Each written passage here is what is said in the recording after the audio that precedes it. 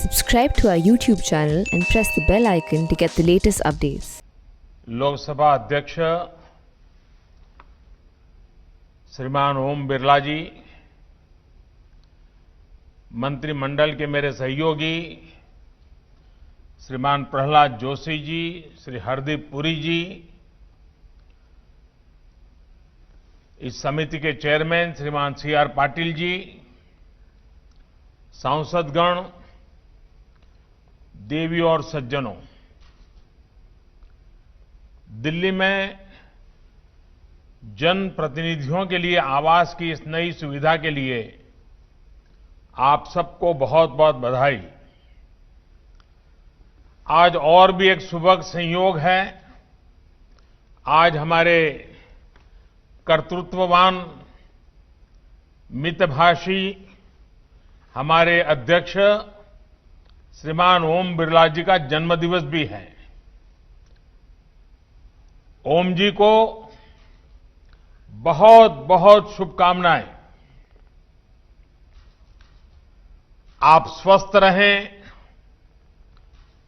दीर्घायु हो और देश की ऐसे ही सेवा करते रहें, ईश्वर से मेरी यही प्रार्थना है।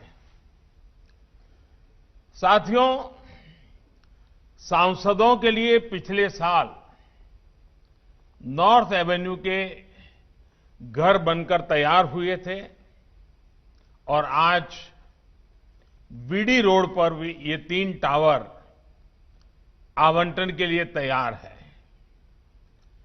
मेरी कामना है कि गंगा, यमुना और सरस्वती, इन 3 टावरों का संगम इसमें रहने वाले जनप्रतिनिधियों को हमेशा स्वस्थ रखे, कार्यरत रखे और संतोषी बनाए। इन फ्लैट्स में हर वो सुविधा दी गई है जो सांसदों को अपने दायित्व के निर्वहन में मदद करेगी। संसद भवन के नजदीक होने की वजह से भी इसमें रहने वाले सांसदों को बहुत आसानी होगी। साथियों, दिल्ली में सांसदों के लिए भवनों की दिक्कत बरसों से रही है और जैसे अभी बिरला जी बता रहे थे, लंबे अरसे तक सांसदों को होटल में रहना पड़ता है। इसके कारण आर्थिक बोझ भी बहुत आता है। उनको भी अच्छा नहीं लगता है, लेकिन अब मजबूरन करना पड़ता था। लेकिन इस समस्या को दूर करने के लिए गंभीरता से प्रयास 2014 के बाद विशेष रूप से शुरू हुए। दशकों से चली आ रही समस्याएं टालने से नहीं, उनका समाधान खोजने से समाप्त होती है। सिर्फ सांसदों के निवास ही नहीं, बल्कि यहां दिल्ली में ऐसे अनेकों प्रोजेक्ट्स थे जो कई कई वर्षों से अधूरे थे, लटके पड़े थे। कई इमारतों का निर्माण इस सरकार के दौरान ही शुरू हुआ और तय समय से पहले समाप्त भी हुआ। जब अटल बिहारी वाजपेयी जी की सरकार थी, तो अटल जी के समय जिस अंबेडकर नेशनल मेमोरियल की चर्चा शुरू हुई थी, उसका निर्माण कितने साल लग गए। ये सरकार बनने के बाद ही इसका काम हुआ। 23 वर्षों के लंबे इंतजार के बाद डॉक्टर अंबेडकर इंटरनेशनल सेंटर का निर्माण इसी सरकार में हुआ। सेंट्रल इंफॉर्मेशन कमीशन की नई बिल्डिंग का निर्माण इसी सरकार में हुआ। देश में दशकों से वॉर मेमोरियल की बात हो रही थी। हमारे देश के वीर जवान लंबे अरसे से इसकी आशा कर रहे थे, मांग कर रहे थे। देश के वीर शहीदों की स्मृति में इंडिया गेट के पास वॉर मेमोरियल का निर्माण भी, उसे करने का भी सौभाग्य हमारी सरकार को मिला। हमारे देश में हजारों पुलिसकर्मियों ने कानून व्यवस्था बनाए रखने के लिए अपना जीवन दिया है। हजारों पुलिस के जवान शहीद हुए हैं। उनकी याद में भी नेशनल पुलिस मेमोरियल का निर्माण भी इसी सरकार के द्वारा हुआ। आज सांसदों के लिए नए आवासों का लोकार्पण, ये लोकार्पण भी इसी श्रृंखला में एक जरूरी और अहम कदम है। मुझे खुशी है कि हमारे सांसदों का एक लंबा इंतजार अब खत्म हो रहा है। इन फ्लैट्स के निर्माण में पर्यावरण का ध्यान रखा है, एनर्जी कंजर्वेशन के उपाय हो, सोलर प्लांट हो, सीवेज ट्रीटमेंट प्लांट हो, ग्रीन बिल्डिंग के ये कंसेप्ट इन भवनों को और आधुनिक बनाते हैं। साथियों, मैं लोकसभा अध्यक्ष जी, लोकसभा सचिवालय और इसके निर्माण से जुड़े अर्बन डेवलपमेंट मिनिस्ट्री हो, अन्य विभाग हो, सबको बधाई देता हूं कि उन्होंने इतने कम समय में इस बढ़िया सुविधा का निर्माण करवाया है। और हम सब भली-भांति जानते हैं, हमारे लोकसभा अध्यक्ष जी वैसे भी वे क्वालिटी में भी और बचत में भी विश्वास रखते हैं। सदन के भीतर वे ये सुनिश्चित करते हैं कि समय की भी बचत हो और डिबेट की भी क्वालिटी हो। और इसके निर्माण में भी उन बातों को भली भांति सफलतापूर्वक पार किया गया है। हम सबको याद है, अभी हमने मॉनसून सत्र में भी अध्यक्ष जी की इस कार्यशैली की झलक देखी है।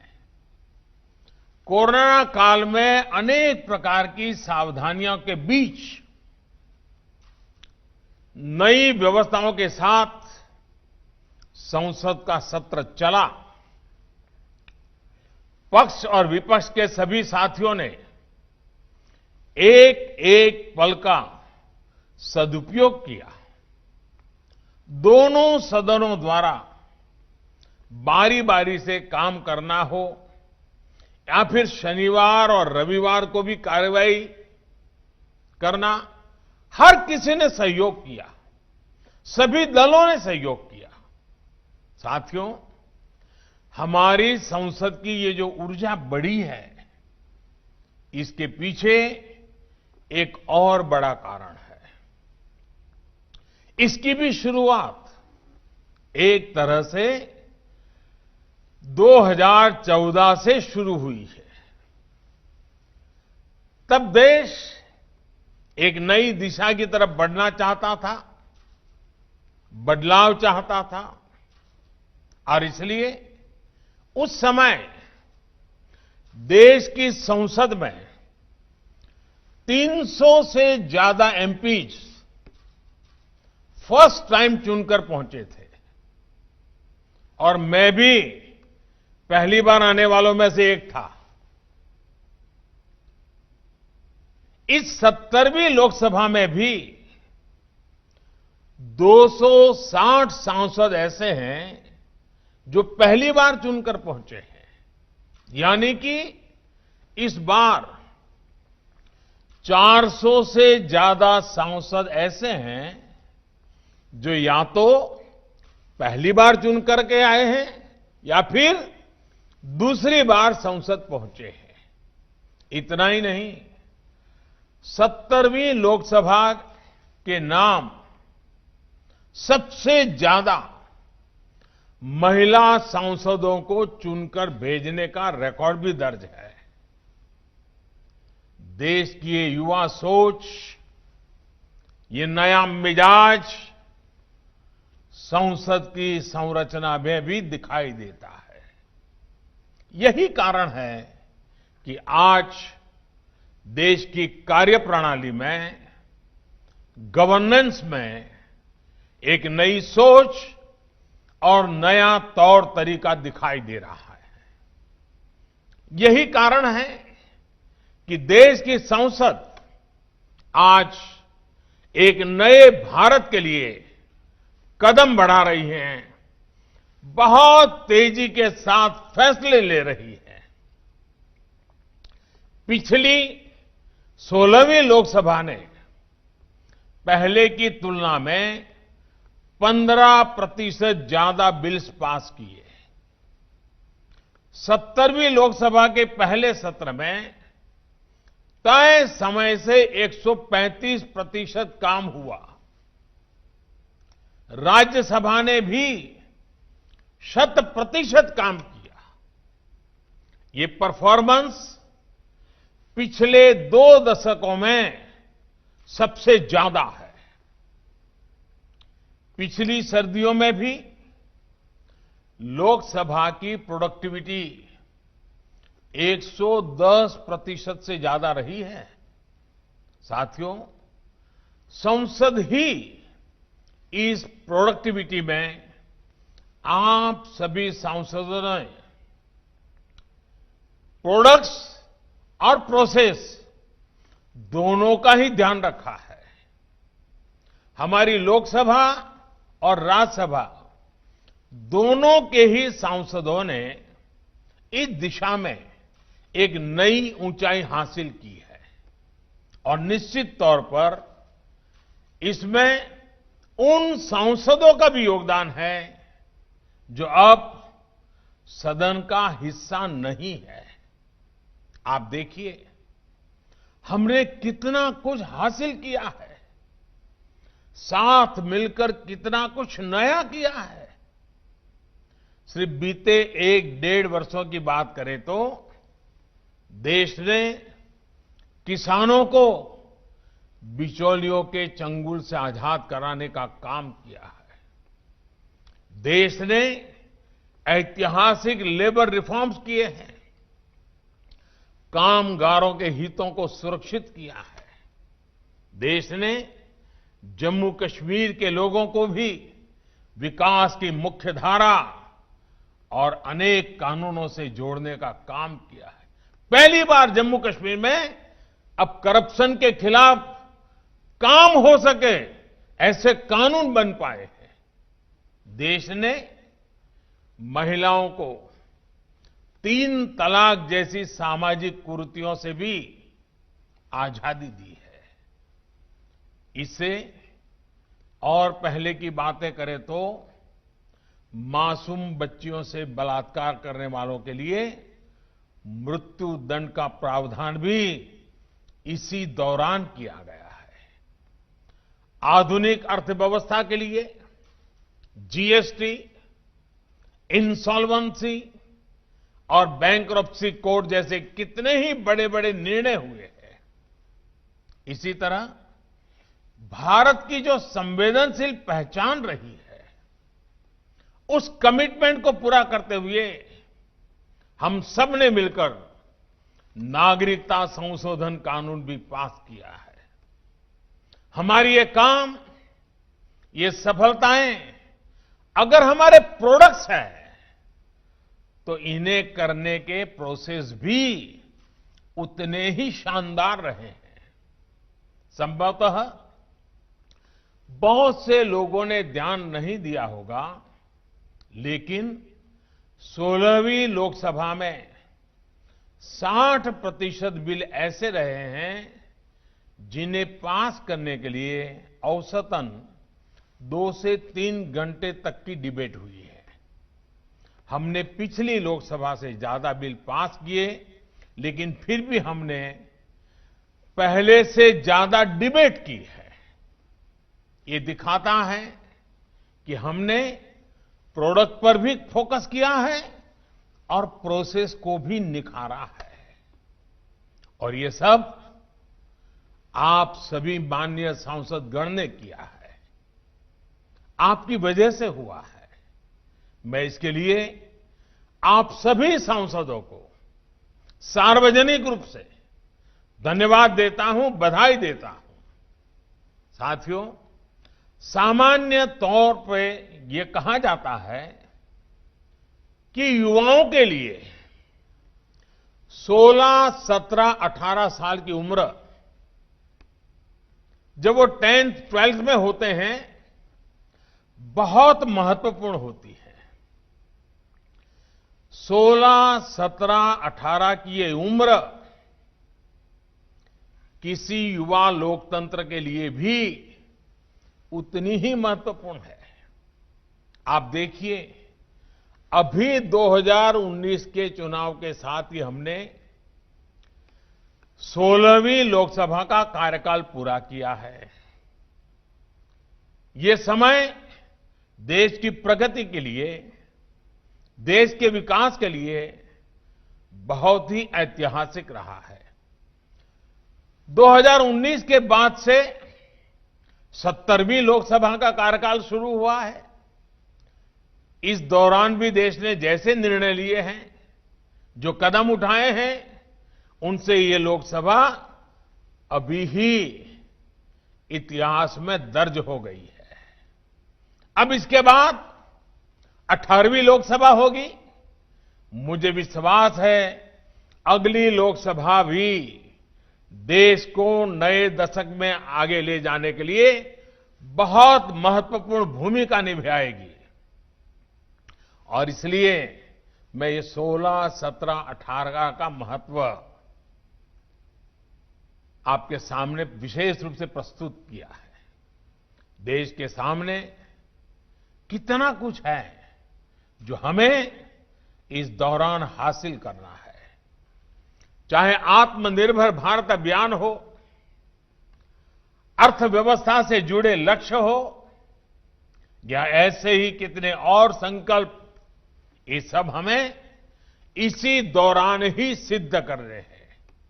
और इसलिए 16वीं, 17वीं, 18वीं लोकसभा का ये कालखंड हमारे युवा देश के लिए बहुत अहम है। देश के लिए इस इतने महत्वपूर्ण समय का हम सबको हिस्सा बनने का सौभाग्य प्राप्त हुआ है। और इसलिए हम सबकी जिम्मेदारी है कि जब इतिहास में लोकसभा के अलग अलग कार्यकालों का अध्ययन किया जाए तो ये कार्यकाल देश की प्रगति के स्वर्णिम अध्याय के तौर पर याद किया जाए। साथियों, हमारे यहां कहा गया है, क्रियाः सिद्धिः, क्रियाः सिद्धिः सत्वे भवति महताम, सत्वे भवति महताम नोपकरणे। अर्थात कर्म की सिद्धि हमारे सत्य संकल्प पर, हमारी नियत से ही होती है। आज हमारे पास साधन भी है और दृढ़ संकल्प भी है। हम अपने संकल्पों के लिए जितना अधिक परिश्रम करेंगे, सिद्धि उतनी ही जल्दी और बड़ी होगी। मुझे विश्वास है कि हम सब मिलकर 130 करोड़ देशवासियों के सपनों को जरूर पूरा करेंगे। आत्मनिर्भर भारत के लक्ष्य को पूरा करेंगे। इन्हीं शुभकामनाओं के साथ एक बार फिर आप सभी को बहुत बहुत बधाई, बहुत बहुत धन्यवाद।